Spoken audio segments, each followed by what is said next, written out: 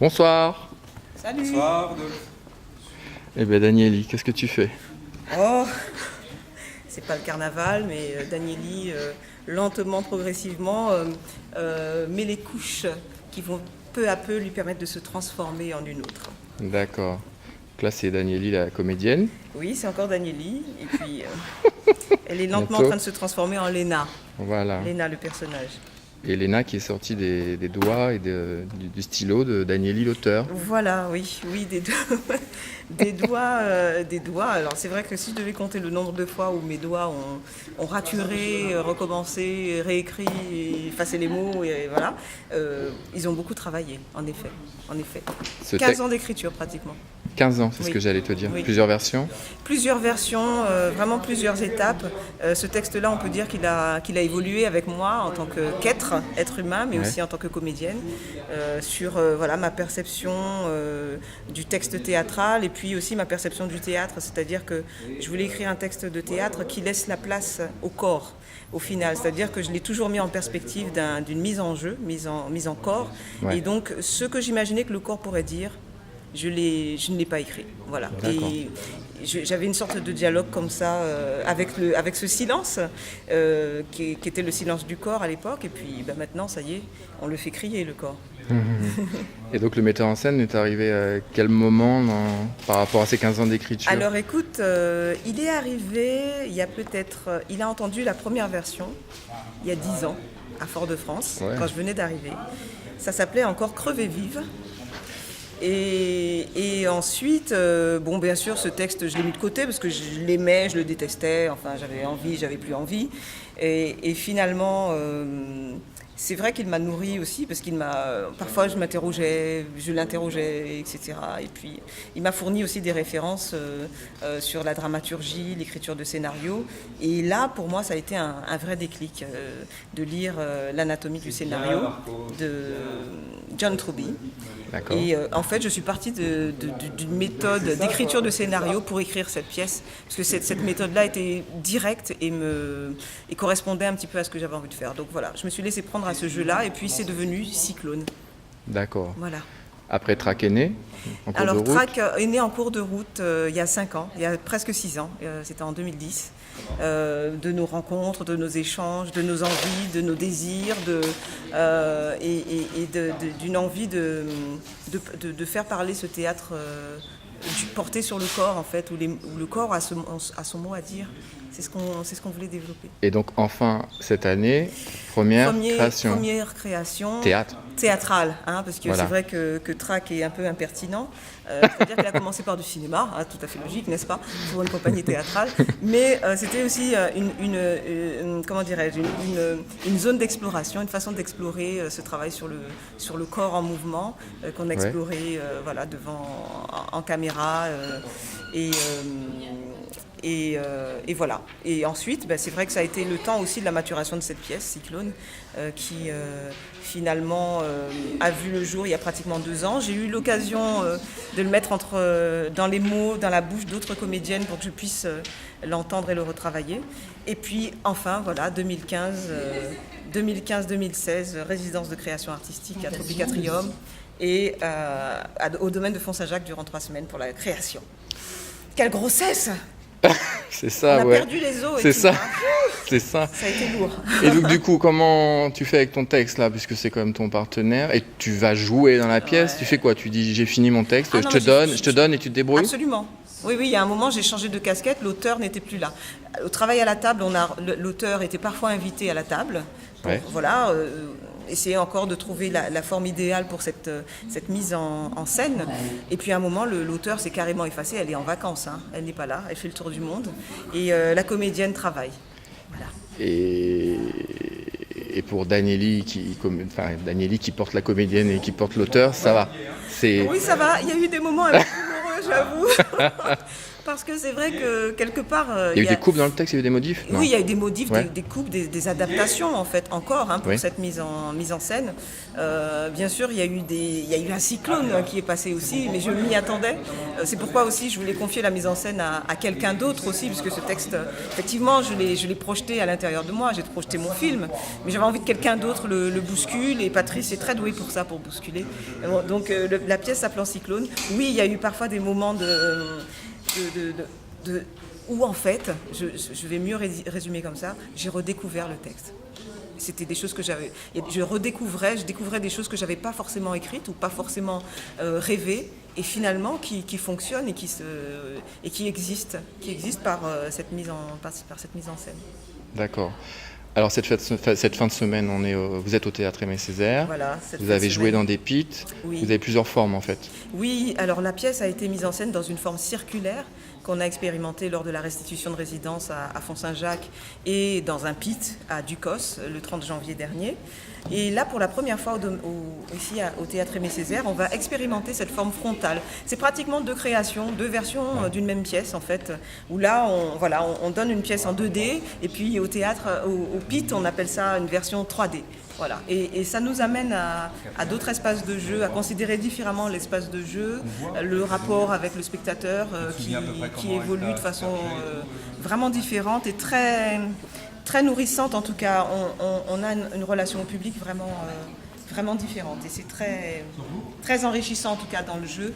On sort de nos zones de confort. Voilà. Vous avez été obligé de retravailler donc là? Oui, bien sûr, on l'a retravaillé. On l'a retravaillé pour l'adapter à ce dispositif scénique plus classique. Ouais.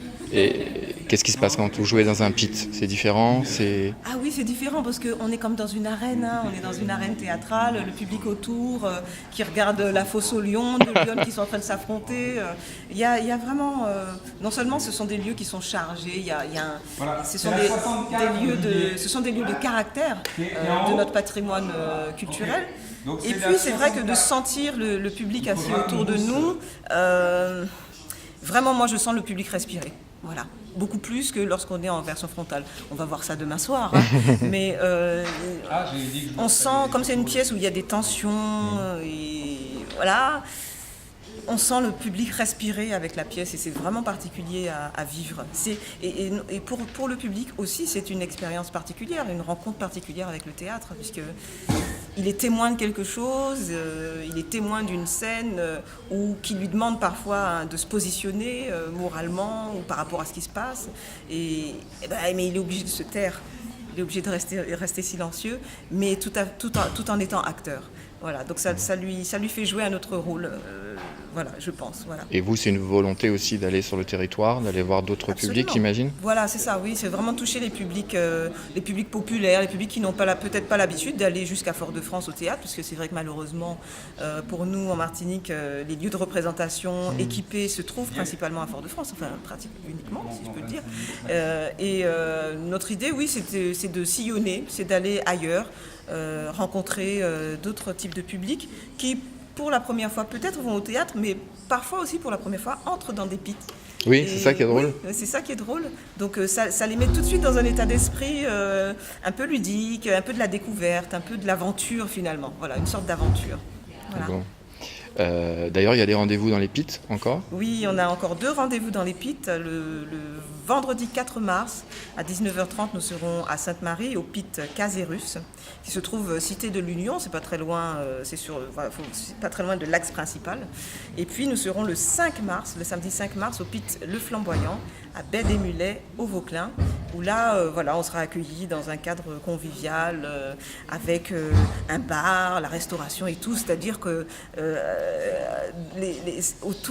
autour du spectacle, il y aura aussi un accueil particulier du public qui vivra cette aventure-là en ayant aussi un espace de parole et d'échange avec les artistes s'ils le souhaitent par la suite. D'accord. Tu crois que je peux aller embêter le metteur en scène là? Qu'est-ce qu'il fait? Il réfléchit, mais parfois il fait semblant, tu peux y aller. Je peux y aller? Ouais. Moi aussi, je vais. Non, c'est quand tu es sur un plateau, tu mets tous tes capteurs en place. Donc, ça, c'est sûr. Qu'est-ce que tu fais? Tu travailles ou c'est... Là, je m'apprête à faire un petit retour, ce qu'on appelle les notes aux filles. Ouais. Voilà. Ce matin, on a fait un petit filage arrêté, ce qu'on appelle filage rendez-vous. C'est-à-dire toutes les transitions, que ce soit lumière, son, déplacement, etc., on se cale par rapport au nouvel espace. Et donc en fonction de ça, voilà, moi je mets quelques notes, c'est les derniers, je dirais, c'est les dernières actions, les dernières influences du metteur en scène. Parce que la pièce, c'est ce que je sais depuis le début, et c'est ce que je dis aux filles aussi, elle leur appartient. Le metteur en scène, il est là pour s'effacer à un moment donné. Donc c'est les seuls, peut-être, c'est le seul encore petit moment, puisque ça sera notre deuxième représentation. Fin mars, enfin début mars, on sera à la 7-8e. Donc voilà, je pense qu'après, voilà, il y a juste là pour recaler un petit peu les choses, qu'on est dans un nouvel espace, mais bon, il n'y a pas grand chose à dire. On n'a pas beaucoup parlé de la pièce, un petit peu avec l'auteur, mais pas beaucoup. Qu'est-ce qui t'a touché, toi, dans ce texte? Pourquoi tu as dit oui J'ai pas eu le choix. Hein. T'as pas eu le choix? Non, mais tu aurais pu dire non, ça m'intéresse pas. Mais si, voilà. bien sûr, moi j'adore, je suis très curieux. Et je suis très curieux, moi je suis plutôt entre guillemets éduqué humour noir. Or là, on était dans un genre thriller théâtral, une sorte de première aussi, et puis une écriture, je trouve, très vive, très puissante. Et donc moi j'aime bien aller là où je sais pas quoi. Donc ça permet de se une aventure. découvrir. Exactement. Ouais. Et comment justement transposer des codes qui sont plutôt cinématographiques au théâtre. Alors, donc ça c'est la bascule la plus évidente. Et puis après il y a un travail de dramaturgie, on en parle peu. Mais il y a l'auteur, il y a le metteur en scène, et puis entre les deux, il y a le dramaturge. D'ailleurs, le dramaturge, là, c'est une fonction. Je parle en tant que fonction. Hein. C'est-à-dire que comment on peut basculer d'un texte à une mise en scène. Donc ça, c'est une réflexion que j'ai eue, mais on a pas mal échangé avec Danieli. C'est vrai que du coup, ce qui fait que le texte de l'auteur a été modifié. Ouais. Voilà. Donc c'est ça la dramaturgie, c'est-à-dire qu'à un moment donné aussi, comment tu prends ce matériau-là et comment tu le transformes, comment tu le façonnes par rapport à une vision. Voilà. Donc c'est ça le travail. Il y avait une petite place au créole dès le départ dans son texte. Au départ, c'était une interrogation. Elle a écrit tellement de versions, tellement bougé, etc. Mais je crois qu'après c'était une évidence parce que le plateau c'est ça aussi. Le plateau, il n'y a pas de, c'est une efficacité incroyable. Voilà, parce que les choses, tu les as dans ta tête, mais quand tout d'un coup c'est incarné, voilà, c'est évident. On retrouve Gloria Bonheur. Elle est arrivée tôt dans le projet ou... Très tôt, dès le début. Vous avez une histoire avec Gloria? Dès le début, oui, mais l'histoire, bien sûr. L'histoire, c'est qu'elle a... donc il y a 4 et 4, 8, il y a 8 ans. 8 ans, Danieli et Gloria se sont rencontrés. Et Gloria a fait Toto, j'aimerais faire un peu de théâtre. Elle a fait du théâtre avec Danieli. Et puis ça lui a tellement plu, voilà, qu'après elle s'est transformée. Elle est allée se transformer à Montréal, à Paris. Et c'est une actrice vraiment, je dirais, audacieuse déjà, et puis très disciplinée, quoi. Très disciplinée, très à l'écoute. C'est un... Bon, voilà, je vais faire un vilain jeu de mots, c'est un bonheur. Une vraie joie de travailler dans ces conditions-là. Parce que quand il y a toutes les bonnes volontés qui sont ensemble, on sait que c'est pas suffisant, mais c'est une nécessité, quoi. Et puis après, voilà, moi j'ai vraiment, je trouve, il faudrait les interroger, il faudrait interroger toute l'équipe, mais je trouve que les choses se sont mises en place quasiment avec pas mal d'évidence, quoi. Donc ça, c'est un confort incroyable. Oui, ça aide forcément. Et oui, parce que tu sais que c'est une création, c'est des problèmes à résoudre. Oui. C'est des problèmes à résoudre. Donc voilà, à partir du moment où tu abordes ça de manière souriante, avec de la complicité, de l'adaptabilité de tout le monde, ça roule, quoi. Et donc première mise en scène pour toi en théâtre? Alors en théâtre, voilà. De manière professionnelle, parce que j'en avais déjà effectué au niveau amateur. J'avais notamment 2 dont j'étais vraiment très, très content parce que j'avais déjà expérimenté un peu le cercle. D'accord. Et puis après, voilà, plus l'expérience au... Josiane, l'expérience cinéma, quoi. Vraiment, ouais. Oui, Josiane Antoine qui a travaillé avec vous. Ben, c'est ça. Et puis voilà, ça correspond bien au personnage. Donc cette femme est discrète, elle est là. Voilà, elle est là. Mais c'est ouais, superbe. Allez, ça c'était un pied. Et donc, pour ta première mise en scène, tu as fait des choix artistiques, on va dire, des choix de mise en scène Ouais. assez forts. Bah, je peux dire ça ou sais pas rien, ça c'est après au public de le dire. Mais, Par rapport à... En tout cas, par rapport à l'idée que j'avais, ouais, bien sûr. C'est-à-dire que moi, ce qui m'intéresse, c'est qu'on va au théâtre pour voir du théâtre, quoi. Voilà. Donc, ce qui m'intéresse, c'est un peu aussi ce qui nous a poussé à monter cette compagnie avec Danieli, c'est que le corps est en jeu. Le C de track, c'est corps. Comment ? Le C de track, c'est corps. Non, je me trompe ? Non, du tout. C'est la signature de track, c'est le corps en jeu. C'est ça. Il y a l'idée de l'enjeu, qu'est-ce qui est en jeu, c'est ça, c'est véritablement, il y a des choses, et je trouve que ça correspond aussi à une vision du théâtre, c'est-à-dire qu'on pourrait considérer que, et c'est peut-être aussi notre héritage franco-français, la prégnance du texte. D'ailleurs, il y a une dimension quasi littéraire, c'est-à-dire voilà, un texte sacré, voilà, démerdez-vous les dramaturges, démerdez-vous les metteurs en scène pour qu'on entende le texte. Et toi, t'es pas d'accord avec ça ? Alors c'est pas que je suis pas d'accord, je suis complètement d'accord, mais c'est pas, pour moi c'est pas suffisant. C'est-à-dire, ce qui m'intéresse, c'est aussi ce que ne disent pas, ce qu'on n'entend pas, ce qui est entre les lignes.